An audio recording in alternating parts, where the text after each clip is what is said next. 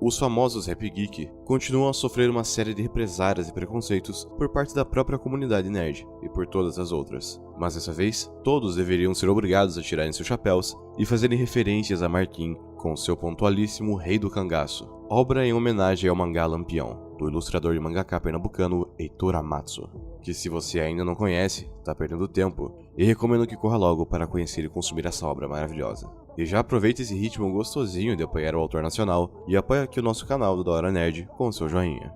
2023 ainda nem finalizou seu primeiro quarto, e já tivemos aquela bela forçada de barra, com os jornais nos querendo empurrar goela abaixo o título de deputado príncipe para aquele membro inexistente da família real brasileira, que se envolveu nas polêmicas de defender indiretamente trabalho escravo com seu plano de governo. Mas o que mais poderíamos esperar de uma pessoa que se considera príncipe do Brasil em pleno 2023? Trabalho escravo é a única realidade que esse povo conhece. Mas o vídeo não é sobre ele, e o cito para dizer que, mesmo com o grande apelo popular e resgate da memória de maneira orgânica que nos acometeu desde o começo do ano, o apelo midiático por falarmos sobre o Lampião e o cangaço não teve correspondência à altura. Mesmo com o meme surgindo no BBB do confinado Fred Nicásio, incentivando a Sister Marília a dizer que tinha sangue de Maria Bonita, e sem nem termos tempo para respirar, sermos agraciados com quase dobradinha da vice-colocação da Mancha Verde no Carnaval de São Paulo e a coroação máxima da Imperatriz Leopoldinense no Carnaval do Rio de Janeiro.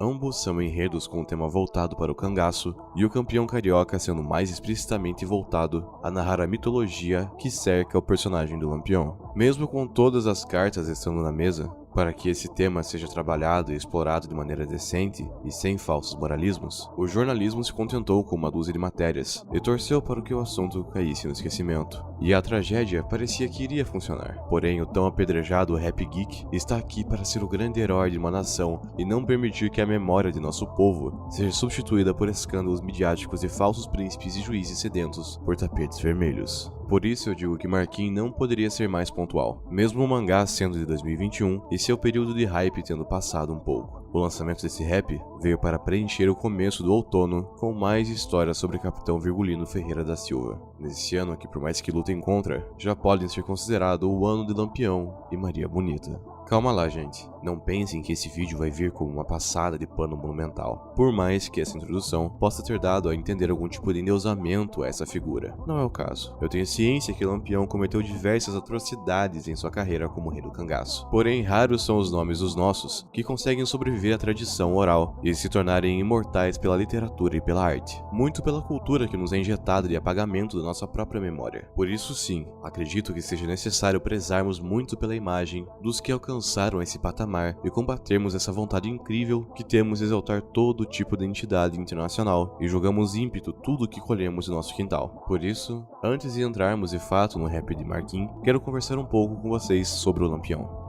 Você possivelmente já ouviu que Lampião era um bandido, um assassino e outras coisas terríveis, e que sim, não podemos ignorar quando falamos dele. Porém, é sempre um pouco mais complicado falarmos sobre um consagrado fora da lei em uma terra que não tem lei. Ou pior, uma terra que teve sua lei fabricada no colonialismo, sua lei baseada em voto de cabresto, em juízes, prefeitos, padres e delegados comprados por uma mesma família. Uma terra onde o policial que te prende, o advogado que te defende, o promotor que te acusa e o juiz que te sentencia servem todos ao mesmo senhor, onde o pecado é julgado pelas fazendas e pela opressão do coroné, e o pecador é quem ele escolhe que é.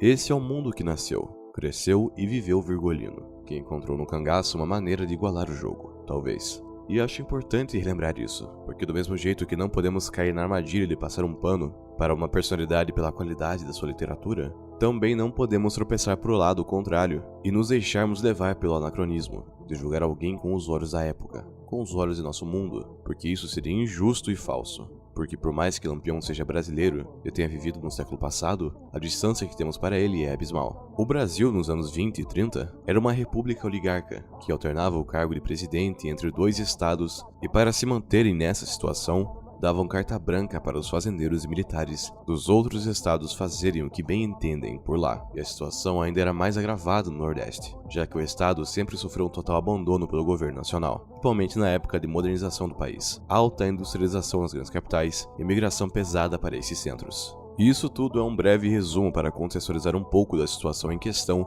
e compartilho ela para que vocês possam entender também o porquê do nome Lampião ser tão agigantado pela cultura brasileira. Sendo protagonista inúmeras vezes no cordel, sendo lembrado na música, na literatura, no artesanato em barro, no cinema e mais recentemente ganhando até um mangá e um rap geek sobre si. Por mais que seus crimes sejam tão reais quanto seus feitos, Lampião é a personalidade que causa um senso de reconhecimento em toda uma geração de pessoas, que pouco antes olhavam para todos os lados e viam coronéis eurocentrados decidindo e desdecidindo tudo o que seria feito, desfeito ou não feito. Mas agora, eles podiam ver o cangaço que crescia e batia de frente com o coronelismo. O cangaço liderado e composto por pessoas iguais a elas, por trabalhadores nordestinos, pretos, mulheres, e não mais só o coronel com sobrenome europeu, que tinha herdado o poder de seu pai e passaria para seu filho. O cangaço é um ponto de reconhecimento. É alguém olhar para um semelhante e pensar, poderia ser eu.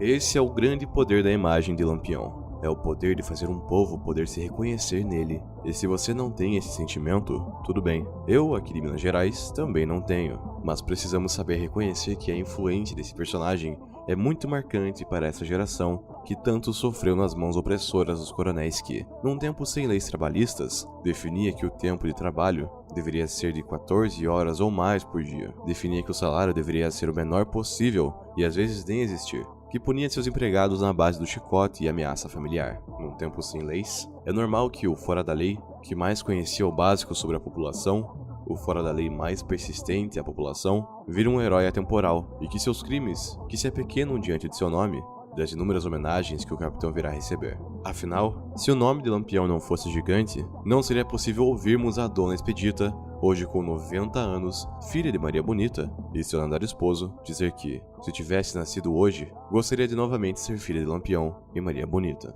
A mesma Dona Expedita, que outrora proibia os filhos de sair de casa, de ir para a escola e de interagir com medo deles terem ouvido que são causas perdidas, por terem sangue de Lampião, é a Dona Expedita que desfila um dia em São Paulo, viaja no outro para desfilar no Rio, em homenagem a seus pais, e se delicia em felicidade ao ouvir uma participante do reality show dizer com orgulho que tem sangue de Maria Bonita. O sangue que a amedrontava, hoje a enche de orgulho, e é essa narrativa lendária que queremos contar. A história de luta de toda uma geração e as marcas eternas do cordel e da oralidade se perpetuando e ecoando por todo o mundo. Começando a música, já de cara recebemos uma introdução com uma espécie de baião muito bem feita e que nos ambienta no cenário, que nos será descrito a seguir, e foi uma escolha muito acertada. Porém, me entristeceu um pouco na hora do rap que o sample não investisse na continuação dessa ambientação. Particularmente, eu gostaria muito que uma transição do baião pro chachado fosse feita no sample e que o rap fosse feito em cima disso.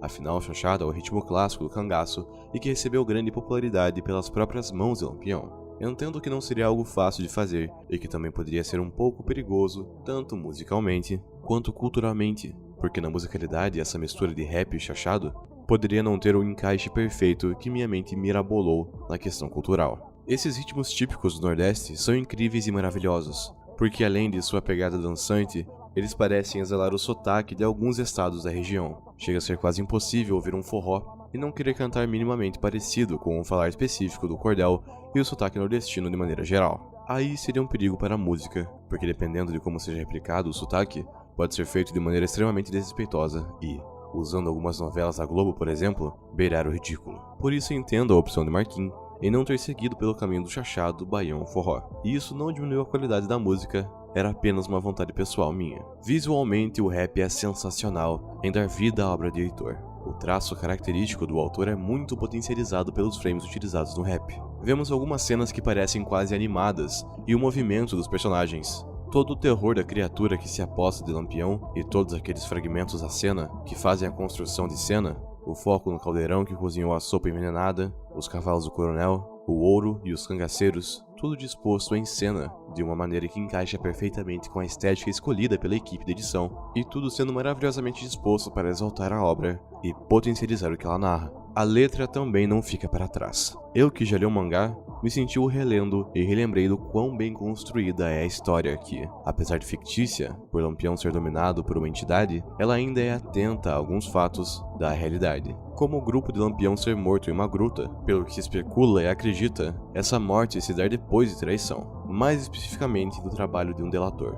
ou no bom português, dedo duro, ou X9, como preferirem. Além disso, a história é perfeita em demonstrar como o coronel é completamente sanguinário e desleal com suas promessas. Porém, Marquinhos optou por não trazer essa parte para a letra. Seguindo a narração inicial, temos o uso do recurso da mudança de voz e técnicas vocais para trazer vida à entidade que se apossou de Lampião, e logo em seguida, esse recurso se repete para travar o diálogo entre eles.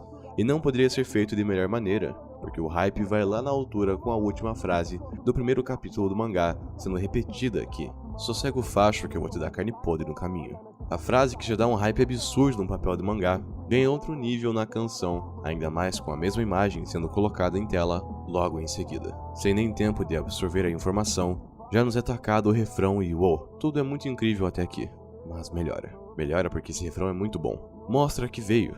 Dá vontade de cantar junto, gritando desde o começo com o Rei do Cangaço, e finalizando com Vai Ter Chumbo Trocado. Ambas marcas de Lampião, conhecido por seu reinado meio aos cangaceiros, e recebendo o nome que recebeu, por seus disparos serem tantos e com frequência tão alta, que a luz da arma nunca se apagava, igual a de um lampião. O refrão é forte e significativo. Te dá vontade de cantar, sem deixar de lado o poder de ilustrar com signos pontuais o protagonismo da canção. E o verso que se segue mantém a qualidade e tem um tempero a mais, porque ele diverte, ele é divertido enquanto narra, tal qual a própria história, que aposta na relação do Lampião com a criatura que agora habita seu corpo para gerar humor, uma relação no mínimo controversa que lembra, em um primeiro momento, bastante a relação que vemos entre Sukuna e Itadori em Jujutsu Kaisen. Porém, logo somos lembrados, tanto pela música quanto pelo mangá, que o caso em questão é muito maior, porque ao contrário de Itadori, um adolescente poderoso ou até mesmo de Kaneki, se quisermos pegar outra relação entre humano e algo que começa a conviver dentro de seu corpo, ao contrário dessas histórias famosas dos mangás japoneses, aqui estamos falando de Lampião. E se a criatura assusta a todos que se perguntam se aquilo é um demônio, quando ela se libera, Lampião fica atrás e recebe a alcunha de monstro, enquanto dispara infalivelmente e aniquila todos no seu caminho. O rap do Marquinhos é uma bela homenagem ao mangá e uma bela divulgação a um autor brasileiro que recomendo a todos lerem, porque a história é muito boa, ambientada no Nordeste brasileiro e consegue passar com maestria o terror de seu Lampião fictício. Além de, claro, conseguir retratar a tabela de horrores causados pelo próprio Lampião na realidade, como o Lampião na literatura, com centenas de histórias criadas sobre si na música, no cinema e no cordel, desde contos sobre suas batalhas até as mais incríveis mitologias sobre sua chegada e expulsão do próprio inferno. E se você não se convenceu ainda a ler esse mangá, corre lá para ouvir o rap do Marquinhos e ouve de novo, porque com certeza você vai se interessar e querer saber um pouco mais sobre essa obra e sobre seu protagonista.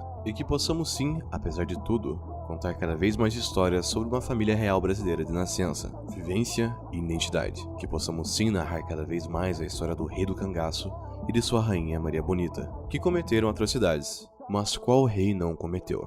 Prefiro que a história dessa família real perpetue do que a história da família real importada, que nos custou toneladas e mais toneladas de ouro, ferro e outros minerais, que nos custou nosso açúcar, nosso café, nosso leite, que nos custou a vida e a dignidade de povos inteiros, e o extermínio de muitos outros, assim como o extermínio de nossa fauna e flora. Muito melhor exaltarmos a realeza do cangaço e tirarmos a coroa de mídia e visibilidade da cabeça do falso príncipe, deputado escravagista, e coroarmos nossa princesa expedita, princesa com cara de brasileira, com sangue de Maria Bonita, orgulho de linguagem e orgulho de sua nação. Uma princesa de verdade que aos 90 anos se diverte viajando o mundo e se alegra ao dizer que, quando a magra morte chegar, quer que ela se esqueça dela. E assim todos queremos, pela imortalidade de uma das nossas muitas verdadeiras famílias reais.